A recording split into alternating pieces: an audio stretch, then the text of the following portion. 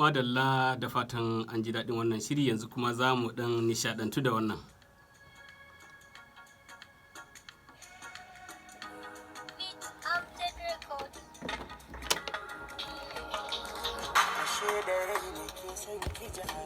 Ba da zuciyata ba komai ruwa da iska akan ke ba za na daina kewa ba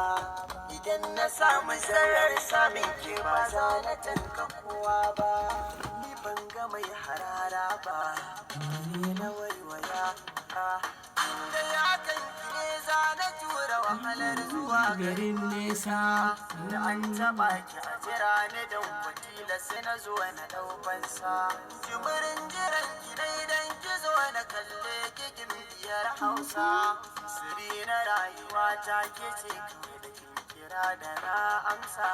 zuma a baki daɗi gare ta kin bani taki na lasa inda ya kan yi na yi nisa don ma kiran da zan amsa tilasi ganin mu tilasi barin mu kawai rikicin da na yi nisa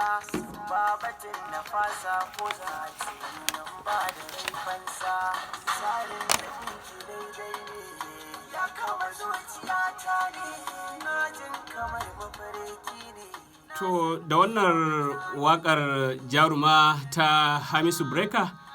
muke isar da saƙon taya murna ga mai sauraronmu Alhaji Hamadu Bello, shugaban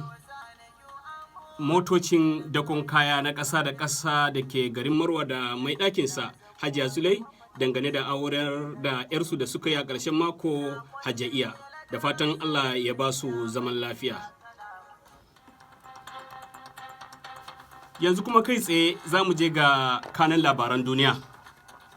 An ji shugaban Amurka Donald Trump ya ce idan dai kuɗi na aiki to sai ya yi kayar da abokin karawarsa Joe Biden a zaben shugabancin Amurka da ke tafe. An ji jami'an tsaron gabar ruwan Spain kuwa sun ceto 'yancin rani kusan 300 da gawar mutum guda a gabar ruwan tekun Atlantic a kusa da tsibirin Canary da ke yammacin ƙasar Morocco. A Najeriya an kama wani tsoho yana lalata da wata yarinya 'yar shekaru 4 a masallaci a garin Bauchi. Yayin da hukumar Hisba a jihar Kano ta kama ko kuwa ta sanar da cafke mutane 648 da ke barace-barace. Iyakacin abin da ya sauka kenan a madadin sauran abokan aiki da suka taimaka shirin ya iso muku a daren yau, musamman injiniyan da ya sada ne ko Ibrahim Tukur Kefi. Ni da na gabatar shirin Ahmed Abba ke cewa mu kwana lafiya.